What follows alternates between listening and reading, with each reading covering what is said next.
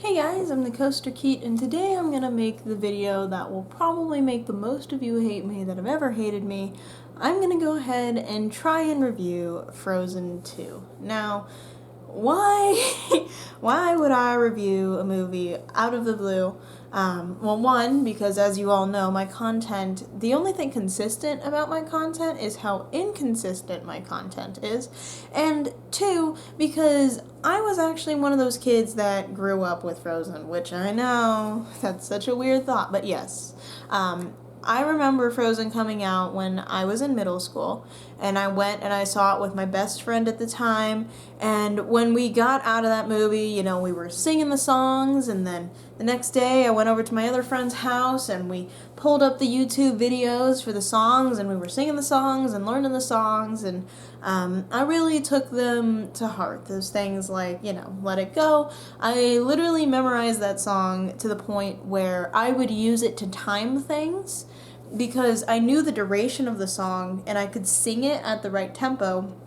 So when I was running the mile or things like that I wanted to time, I would literally just use Frozen as a frame of reference and be like, okay, I want to be able to finish this mile before I can get through Let It Go 5 times in my head. That is my goal.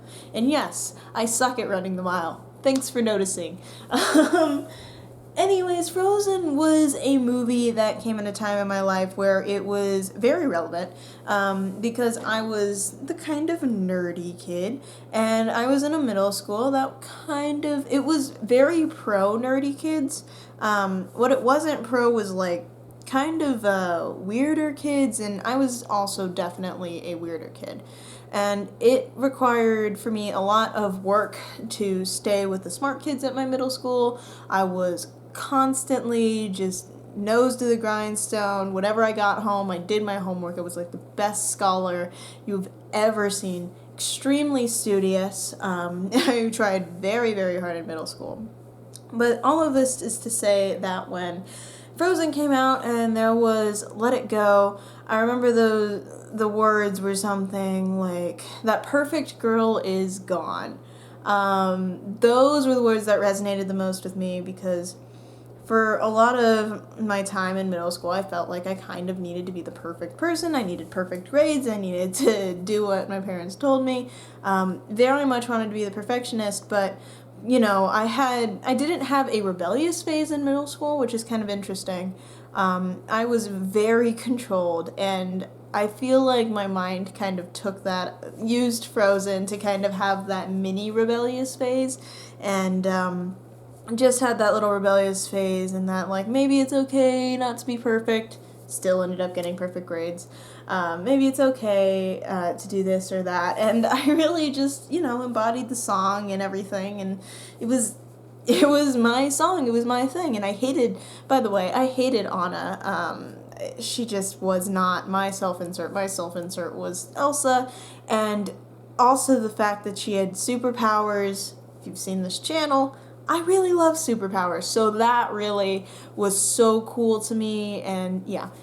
Anyways, all of this is to say, Frozen had a huge part in my life, and I very much loved the movie, loved that song, and just loved the concept of pretty much everything with Elsa, and not so much with Anna. And now, talking about Frozen 2, the reviews that I've seen and the people I've heard have said things like, all the stuff with Elsa was good and all the stuff with like Anna or Kristoff and stuff is bad. And I would agree with that, but with the caveat that I've literally never liked any of their stuff.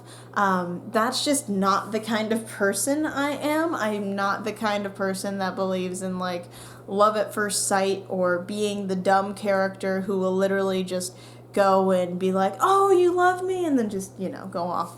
That's not me. Anna never related to me, so going into Frozen 2, I didn't have any high hopes for Anna or Kristoff or any of that. Did not care. Olaf, did not care. And to be honest, the direction they went with Olaf in Frozen 2, I'm not completely opposed to it. It's kind of funny to see him have, the kind of existential thoughts. it's just funny in this weird niche way, and to hear kids laugh at it is perhaps even more funny, because you're over here and you realize as a adult now that Kristoff is over here having an existential crisis, and that 3-year-old in that chair over there is just laughing because ha ha ha, funny snowman, and you're just like, well, kid, have fun with that 6-year-old existential crisis. I know it's coming for you, and I'm so, so sorry. But it just, my main problem with the movie wasn't Anna or Kristoff or Olaf, because they just I never expected much anyways. Those were not my problems. My main problem is the entire theme of the movie and the execution of it, and this is major spoilers. Because, so just warning, click off now if you care about spoilers, but major spoilers, there's a song at the beginning of the movie that says, "Some things never change," and that's the, like, chorus of the entire song, is like, "Some things never change," and that is literally the theme that they go with, through the entire movie. And you see, if you've seen the movie, you might think, no, the theme is change, the theme is progression, that's the entire point. And I will say to you, no. The entire point of the movie is that it doesn't matter what happens, some things will stay the same.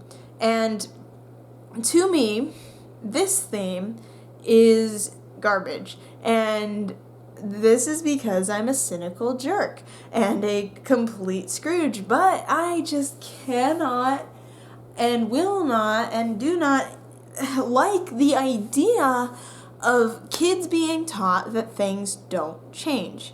So to bring up a particularly morbid example, let's say that there's a kid who watches this movie and they're like, I don't know, they're like 10 years old. And then one day their dad goes and dies in a car crash, or their mom dies in a car crash. It doesn't matter who dies. One of their parents dies in a car crash.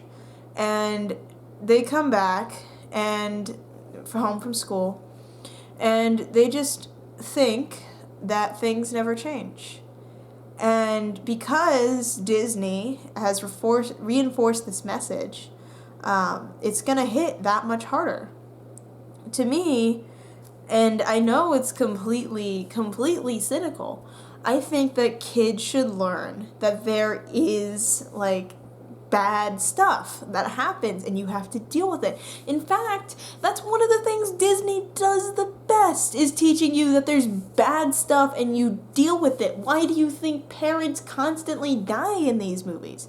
Not only does it give the characters, like, an emotional incentive to keep going, but it shows kids that this stuff can happen and that it's possible and that you can move on and you can grow from it. If you think that everything will always stay the same, that everything will always be good, then it's just that much harder to recover from it, because when the bad things happen, and they will, you're just so stuck in shock that you just cannot progress. And this was especially potent to me because before Frozen 2 came out, I went through a time in my life, a period of about 6 months, that I'm going to just call the Dark Ages. And I'm not going to go too much into it, but a lot of stuff happened. And needless to say, my life changed a lot. Majorly. Everything changed. Nothing was the same. And to have this movie, coming from a completely personal standpoint, this does not apply to many people, and I understand that, but coming into this movie as one of the people that they were essentially targeting, because they say in the beginning, like, oh, you're all getting wiser and older or whatever. That's one of the lines, because they're trying to follow their audience, the audience of Frozen as we grow up. And they say that line, and so makes me the target audience, and then proceeds to make a movie that essentially spits in my face. And to make it blatant, the scene that spits in my face, in case for some reason this wasn't coming to mind while I talked about all of this, is the final scene where they go ahead and break down the dam. They make up for all of the problems that they have caused, and by breaking it down, and they accept the sacrifice of all of Arendelle. Their entire kingdom is going to get flooded because of this decision, and they accept that. All the people are evacuated, so no one's going to die, and it's all going to be fine. We're all going to move on, rebuild together, whatever. But as this wall of water comes cascading down, Elsa, with her new superpowers, she's now been elevated from regular super person to like fairy semi-demi-goddess at this point.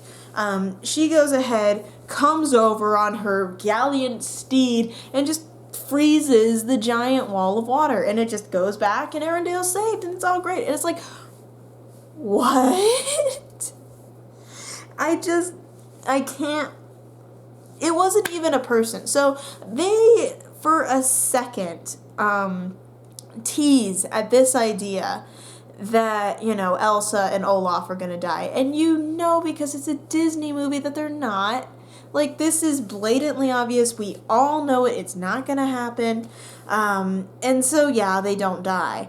But Anna has this entire scene.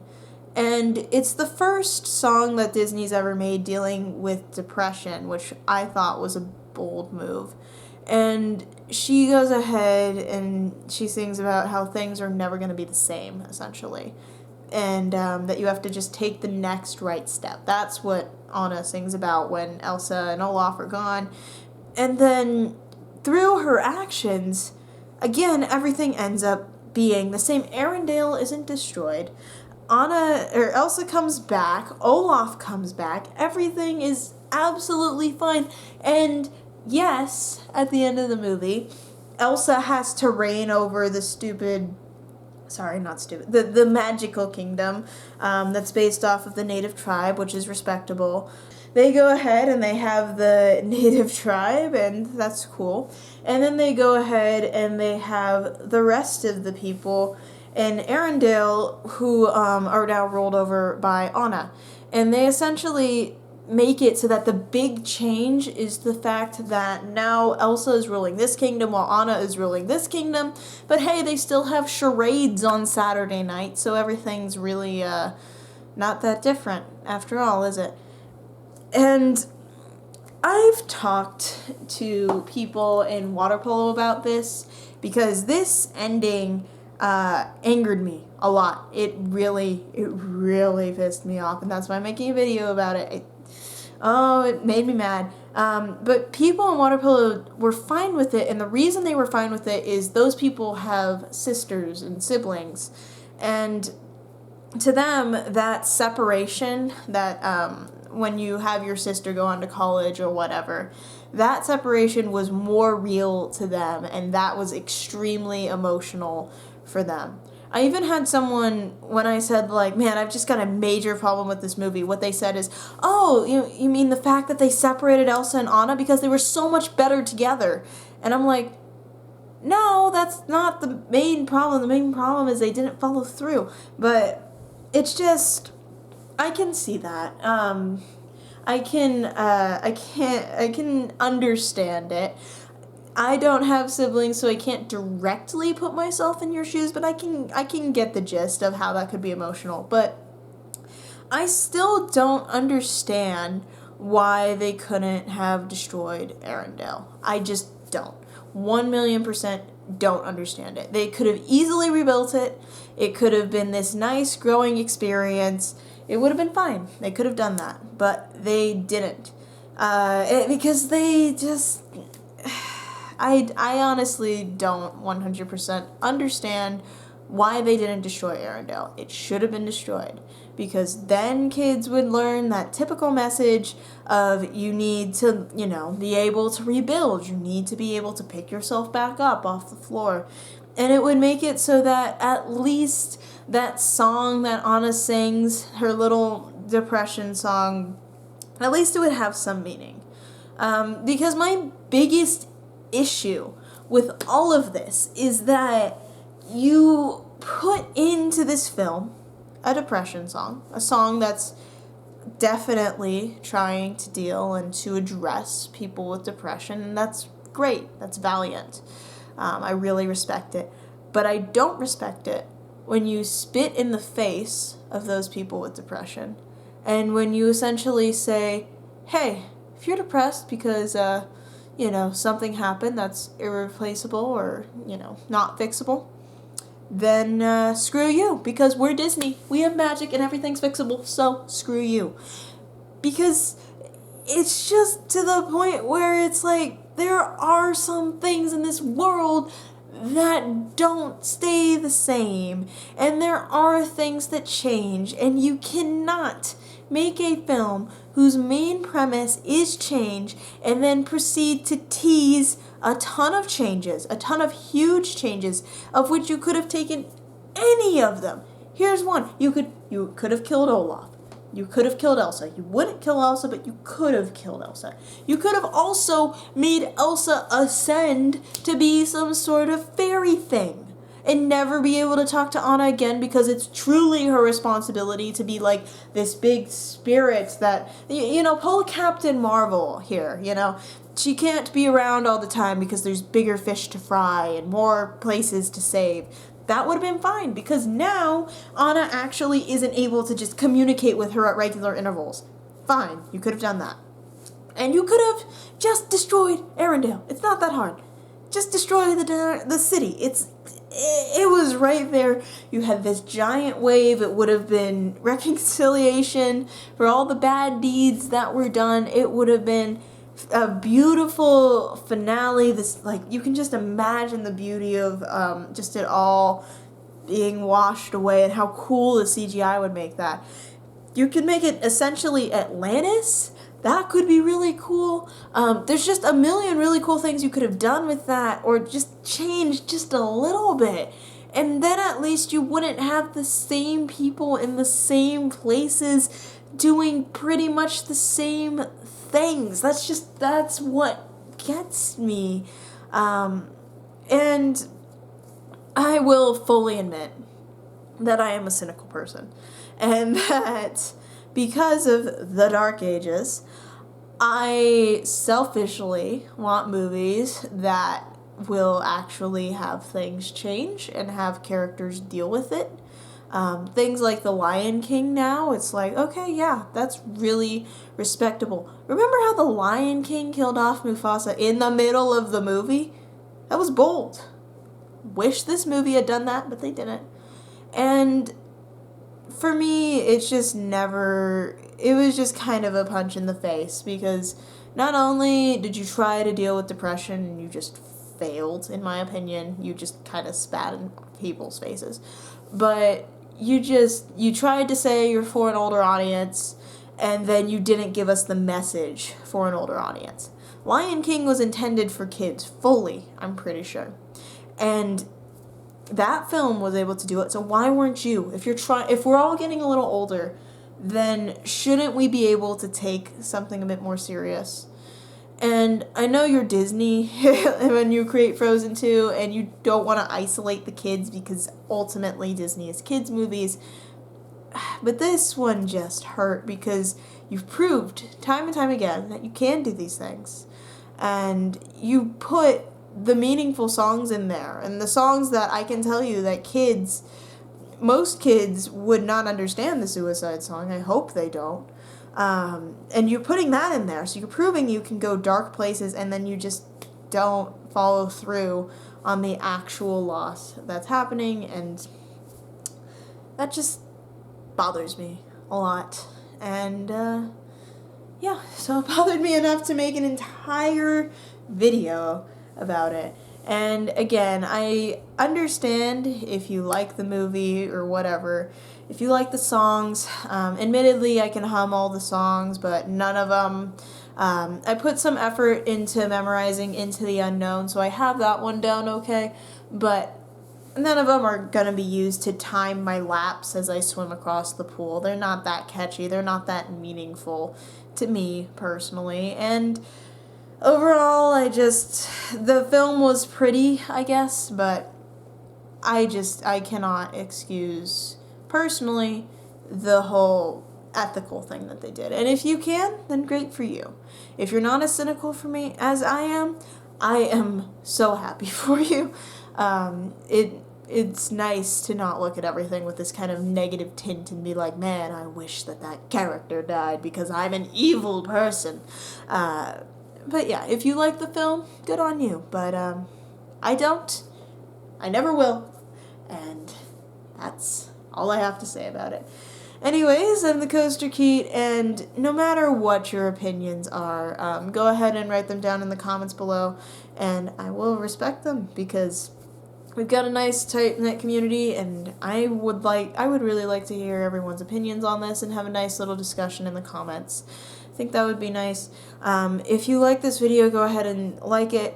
If you disagreed with me on this, I would prefer that you not dislike the video, but I think it's an option, so you can. That's choice you're given.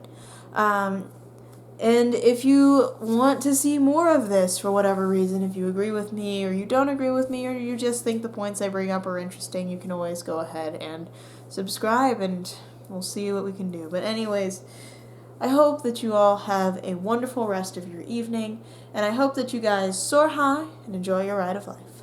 Bye!